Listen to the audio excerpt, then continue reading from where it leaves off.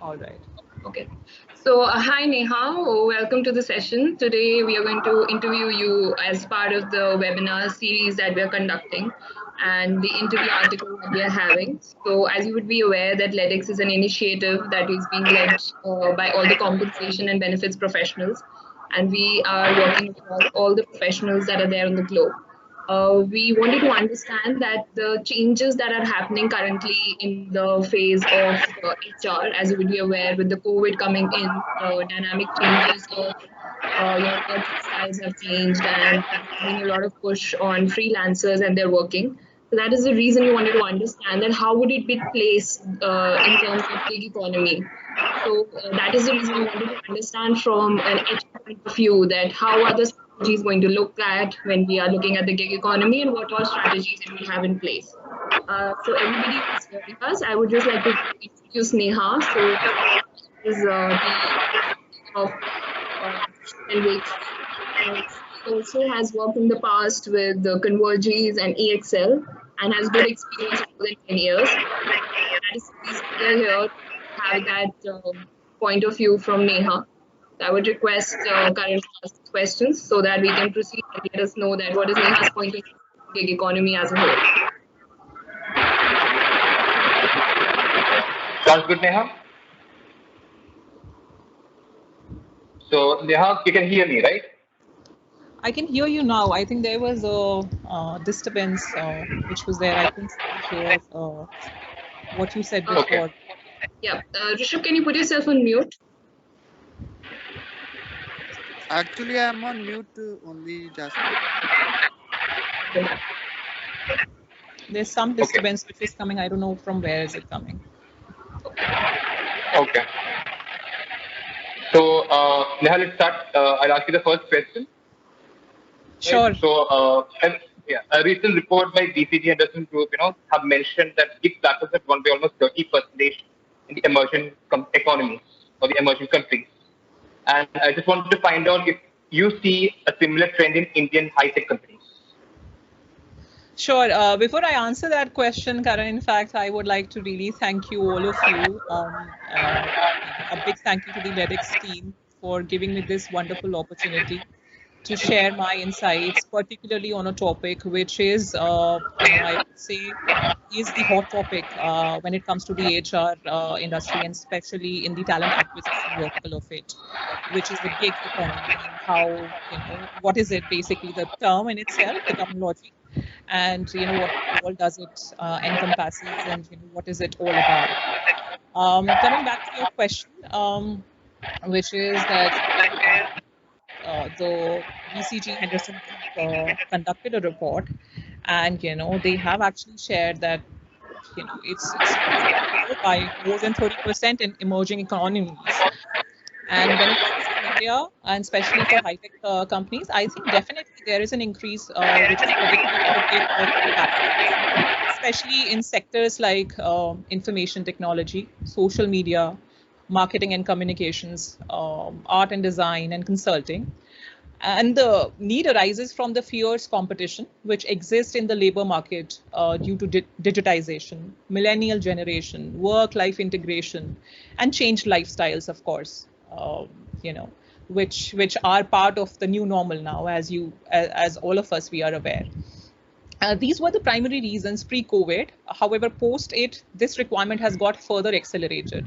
With the onset of the current pandemic situation, there's a lot of pressure on organizations to work from home. And in fact, this has become in working from anywhere now.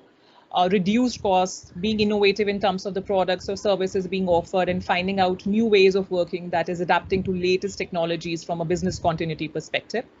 And since gig work platforms offers all of this, it is highly expected that the trend is going to increase in terms of using these platforms.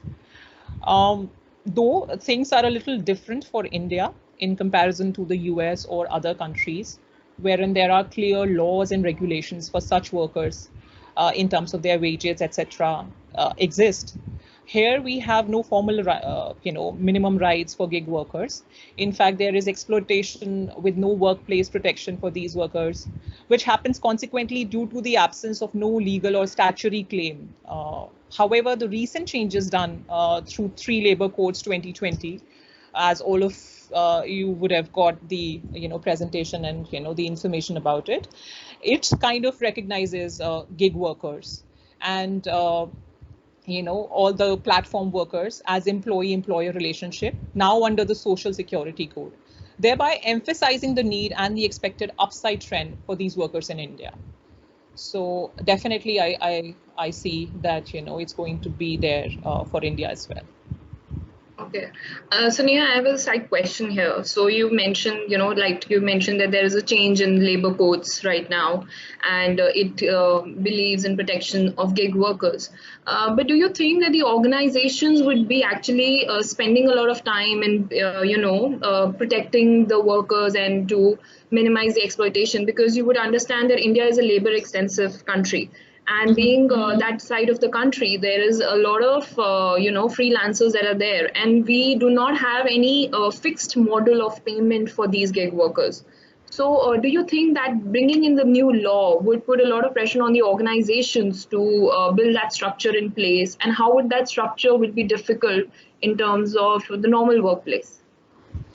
See, definitely, it's a change, and whenever there is a change, like they say that you have to really initially, it's very difficult. You have to go through that difficult part of really accepting that there is a need for change. So that acknowledgement phase is there, and then there is this kind of a phase which comes next, wherein you kind of acknowledge, you understand that this change is necessary, and you start working on it. And when you start working on it, integrating it with the existing one. Like, for example, in this scenario, all those employees who are already working with us as, full-time employees versus gig workers or, the temporary workforce now increasing. And we have to kind of balance it out. So that phase will bring in a lot of, I would call it that messy state, right? And we would, all the HR professionals or leaders or management would have to really go through that process of getting their learnings out of it. That, what are the things which are working well, which are the areas which probably we need to really take care of and tweak and change to really have that harmony at workplace. And, post this learning phase is over in terms of that, we kind of understand that how do we really integrate these two workforces together, working at the same place, or let's say, with the, not with the same rights, but in terms of their deliverables, the expectations are the same. We expect that, the performance has to be whatever is the role or responsibility of that workforce or the person, it has to come out in the similar way. So I would say that post that, then, it's going to be, once we reach that integration or the balance, then we would be in a perfect state of wherein we would be able to balance the two types of work forces together. Sure. But at the same time, I would say that yes, all these labor code changes and the law is going to play a major role in that, because like you rightly said, that when we do not have that pressure on us in terms of really ensuring that we abide by compliance, we follow all the guidelines or rules. Sometimes, though not consciously, but unconsciously, kind of we get into those biases. Yes. Which will help in eradication of that particular exploitation. Like I said, that does not happen knowingly, but sometimes unknowingly it kind of gets impacted. Yeah, sure. Karan? Yes.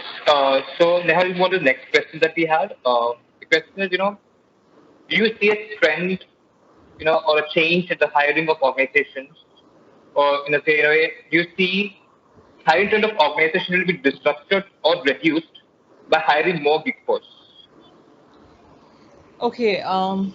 So for that question, I would probably start with some kind of a stats here. If we talk about India, it constitutes about 40% of the freelance jobs offered globally, with approximately 15 million skilled professionals, basis a report which was published in January 2020. And we are ranked second in the global freelance workforce after the US, which has 53 million independent workers.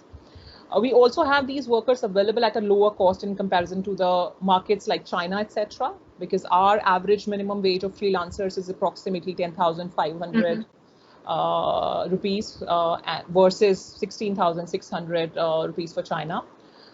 Clearly, this has the huge potential to disrupt the recruitment strategy for organizations in the coming years. Though this shouldn't reduce hiring, for usual critical talent for organizations, but additional opportunities might come into play with the hiring of contingent hires, with an increased mix of both types of workforce getting hired going forward, which I just shared in my last, question as well. That mix is definitely going to be impacted tremendously. Okay.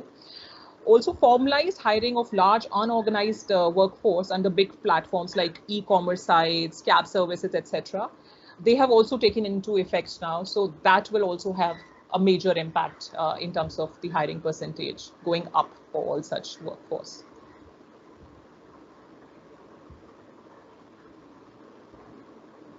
Sure, Neha. Some organization would also like to maintain long-term relationships with the gig workers.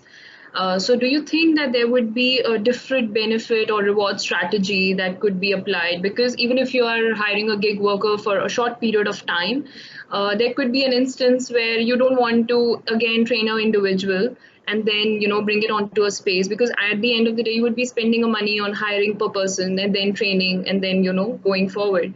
So keeping that thing in mind, what kind of rewards or benefits would come into pictures to maintain a long-term relationship with gig workforce?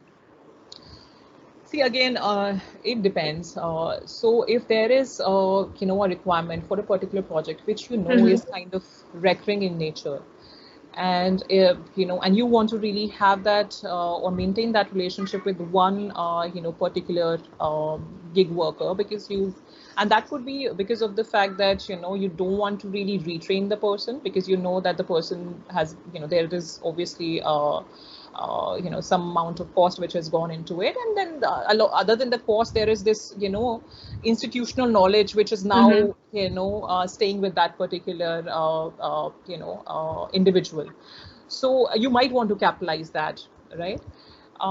So what happens is that if that is the situation, then and if the person has delivered really, really well in terms of the outcome, so whatever was the outcome which was expected, the individual has performed really well, and hence you want that.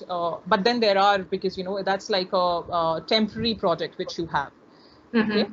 But if it is recurring in nature, you might want to really have that kind of a contract with the gig worker, which is that if the person meets a certain standard of performance, the contract automatically gets renewed for the next similar project which comes to the organization, right? So automatically kind of really keeps the person aware that he is going to get that job again whenever it is due next, right?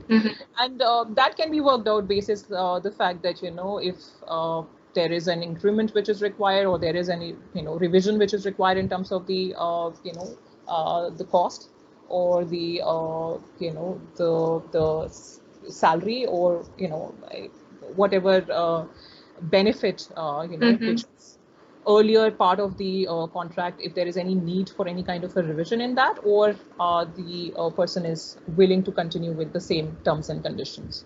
But again, like I said, that it's a both way contract. I mean, it's something which has to happen from both the ends.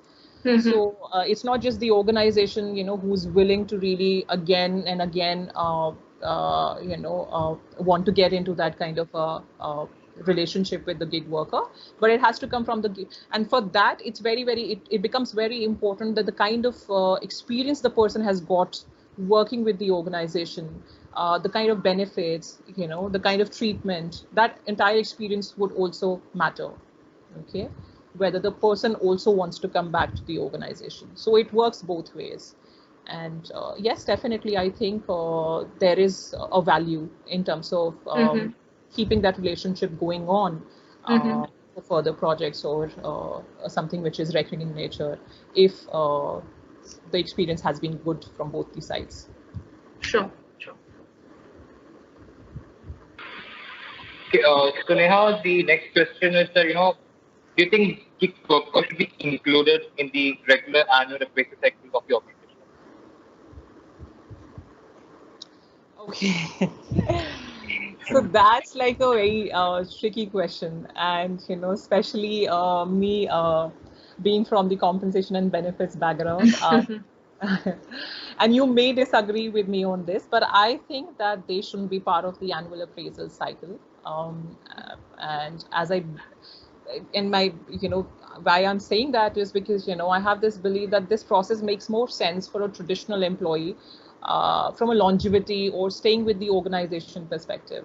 Basically, you appraise an employee for being loyal, and the organization takes care of the inflation in turn through a raise in his or her salary. However, in case of a gig worker, the relationship is based more on a definite time period, or it is project based, right? Which once over can be extended if required, and accordingly, payment terms can be revised based on the quality of the work delivered, right? So like I shared in my previous answer that it completely depends on the experience and the relationship which has been developed with the organization and the gig worker. Okay. And it can remain in the gig worker format, but it might just continue for a longer period of time over and over and again by renewing the contract, right? And when we renew the contract, its terms and conditions can definitely be accordingly revised, and that can take that can actually take care of the fact which is related to any kind of a increment or hike, rather than really keeping it a definite salary hike which happens for the regular employees. Okay, and I actually told you the reason behind it, that why that kind of a regular increment happens. Hence, I feel that it's a better approach to manage a contingent workforce through a contract, which is which can be revised or renewed, instead of really giving a default for sure review every year like other permanent employees.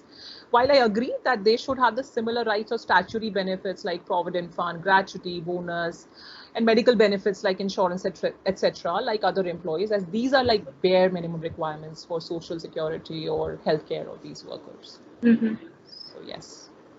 So just one point here, Neha. So do you think that these statutory benefits that you mentioned, like medical insurance, they would definitely be given to the gig workers? Because the trend says that these sometimes these statutory benefits are not given to the gig workers. So do you think that as part of the changing dynamic of the industry, so will that be there? I think it should be there because like I said that it's going to be an increased mix, and when you have diversity increasing in your organization, you have to work on the inclusive part of it automatically, right? For it to really exist and continue exist and have that balance and harmony, right? So from that perspective, I feel that yes, when it comes to the benefits part of it, I think for the gig workers, we would have to really, get into that kind of a mode wherein, they should get a normal workstation like any other regular employee in the organization. They should be able to really get that similar access to cafe or whatever meal allowances they have, or meal coupons, or eating options which are there. Basic technology related stuff like, their laptops or whatever is required for their work to be done. All these things can be. But again, it depends on the organization, and it depends on the kind of work they are, expecting to be delivered through, the gig workforce for them. So, completely depends on the fact that whether it's very, very short term, a project like a 15 days or a 1 month, or is it like a year or 2 years, then you would obviously want to really give or provide all those laptops or facilities or things to the gig workforce. So completely depends. Sure.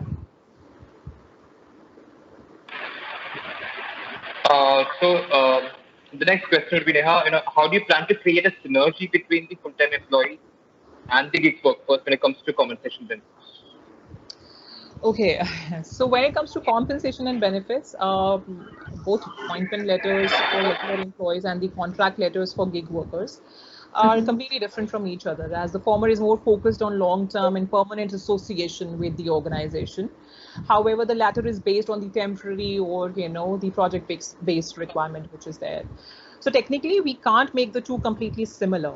However, yes, a synergy, can be developed by providing benefits like similar access to tools, which I just talked about, workstations, cafe meals, reimbursement allowance, etc., which are basic requirements to complete the expected tasks by both types of employees. So I think it's all about that synergy, or as much as possible, the environment and the overall experience for the two types of employees should be similar. However, yes, payment terms or conditions would be, basis the type of workforce or employee they are. Sure.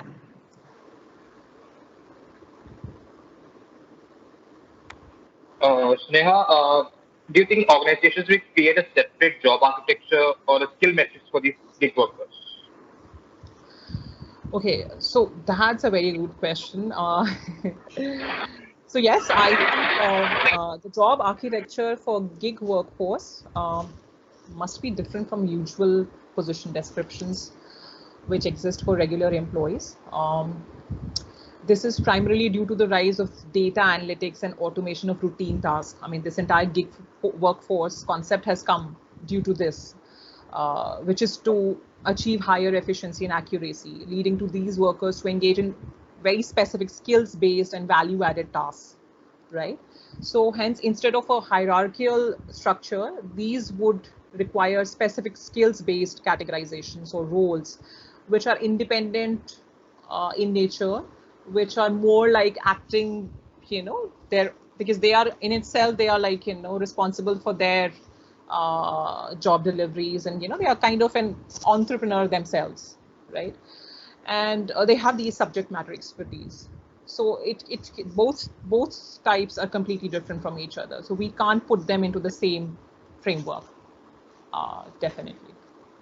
So, Neha, what we can see in the market is that from the past year and a half, usually the organizations are struggling to build in a skill-based structure. Usually, that's a trend that the consulting firms have also reported. So, do you think that these skill-based, structure would be implemented for gig workforce in timely manner? Because I think by next year there would be a lot of hiring for gig workers. Yes, yes, I think, and as you know, like for example, you're also conducting this interview, and this is primarily to create that awareness and equip everybody, with the understanding of gig workforce and the trend which is going to come, and what are the things which we have to really keep in mind and we need to be prepared with. And all these consulting firms, I think, yes, a lot of studies are going on about that. How do we really have that kind of specific skills-based, structure in place for the organization, or architecture in place. And there's a lot of good work. I mean, I've gone through some of those studies, which are there available. And it's interesting, and I think, yes, it will make its place, definitely. Yes. Sure.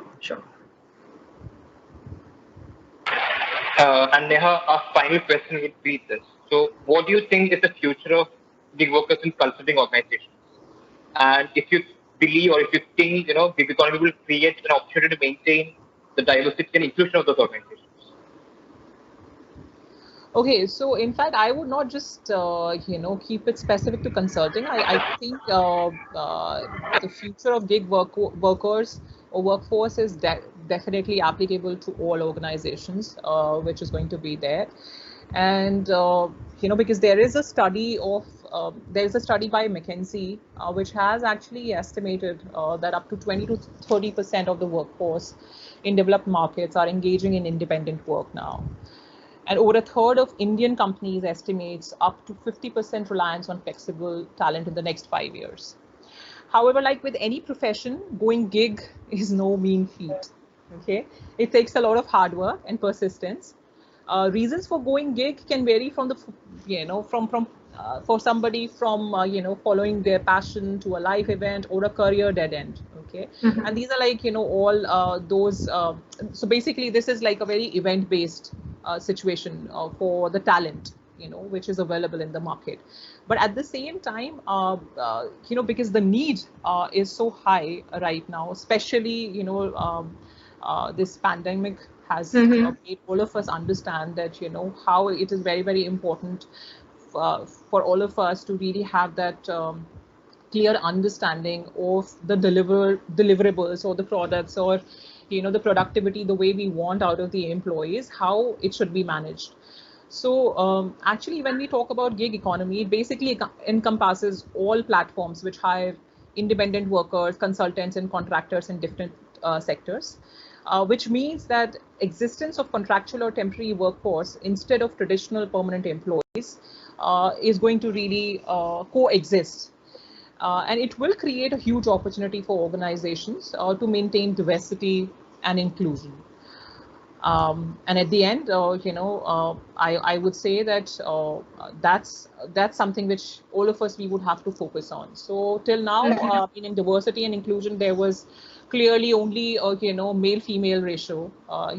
Man women ratio used to be the matrix to be measured in that area. But now with so much changing in terms of the kind of uh, you know, uh, workforce and employees who are part of the corporate world now, there is definitely, there is this strong need of really keeping our mindset completely open. And this gig workforce is another element adding to it. I mean, other than the background, the race, the gender and the usual age and, the preferences, all of that, right? So at the end, I would just probably like to sum it that the gig economy is cutting across generations. It's no longer restricted to the services sector, and it's raking in high value gigs. It has arrived, and it is here to stay. Sure, Neha. Just one question there. So, you know that organizations right now are already working on a lot of D&I perspective, and they are changing their strategies, and it has been changing over time. So, with this gig workforce, there would be a lot of change in the D&I strategy for the organizations as well. So, could you help us elaborate more on the D&I perspective when your gig workforce would step in? Just to understand that what strategical change in the HR space it would bring in. Mm-hmm. Like I shared in the previous, answer, and you know, when we say that a gig workforce mix is going to increase, that's obviously clearly is going to impact the diversity part of it. That we are, we are diversifying in, Yeah. in one more type of workforce, and that's going to completely disrupt the usual setup of the organizations, wherein we have all employees. I mean, majority of our employees who are interacting with each other, they have similar rights, right? They have all the similar benefits which are there for them. They have the entire experience, which is they have access to similar things altogether. But now, when it comes to the gig workforce, and usually this used to be the attitude that for a gig workforce, a lot of benefits, policies, guidelines, they're not applicable. Okay? Yeah, true. And it's like a very simple thing, like you are in a you are actually arranging an offsite, let's say a get together, typically which happens in a corporate world, wherein you celebrate your entire year's performance, you set up goals for the next year, and you get together. And I've seen it quite often that the temporary staff would not be part of it. They would not be Yeah, involved. true. And in fact, the irony is that they would be arranging, for Exactly. the administration, That's true. which is happening for. So, as a human, I feel that, it kind of really impacts you. It impacts, your very existence as a human being. So we have to come out of that. So now that till now, because it was the number was very small, we were kind of really managing it that way, that even if the morale or the engagement is low, it's a temporary thing, that kind of a mindset, and it doesn't really matter, not a very impacting deliverables which are expected. So you kind of just you were living with it, and you were not really you were not fixing it, right? Yeah. But now with the number being increased, it's almost, if it reaches that level of 50-50, you have to really ensure that, because you can't have 50% of your employees working with low morale, or completely in a very low engaged model, right? So in that scenario, you would have to really ensure that you have similar benefits or experience. And for that, you will have to rework on your policies and guidelines. And that's why I'm saying that, some of these basic requirements, which are having access to tools or similar type of workstations, or, similar kind of, um, uh, rights like medical insurance, very simple. And especially in a country like India, wherein we do not have that medical insurance available, with the fact that we are a citizen of India. So it's not part of our citizenship that, we are insured. So especially it becomes all the more, important for us to really have this workforce also have that benefit. And these are like basic things which are supposed to be there. And yeah, so I think it's the strategies are going to be completely disrupted too, when it comes to the HR talent acquisition vertical specifically. Sure, Neha. I would like to say that you've been a lot of, you've been bringing a lot of positive thought in this gig economy. I believe that a lot of HR leaders would be saying that this is a positive step, though there would be a lot of work for HR. When you are saying, we are saying there will be a lot of work for HR in terms of strategies and getting the approvals done, and you know how crazy it will go at this year itself. So thank you so much for your time. And you have put in a lot of effort with giving us that time and spending time with us. I would really like to say thank you so much, and your complete all the things that you've mentioned, they were really important. Thank you so much. I really, express my gratitude to all of you guys. I mean, look at yourself. You're a clear example. LEDex team, you're actually chasing your dreams, your passion, along with your usual jobs, and which is absolutely tremendous. I mean, I really appreciate it. I wish you all the luck. Thank you so Thanks much, a lot. Neha. Thank you. Thank you. Thanks. Bye. Thanks. Bye Thanks a bye. lot for your time. Bye bye.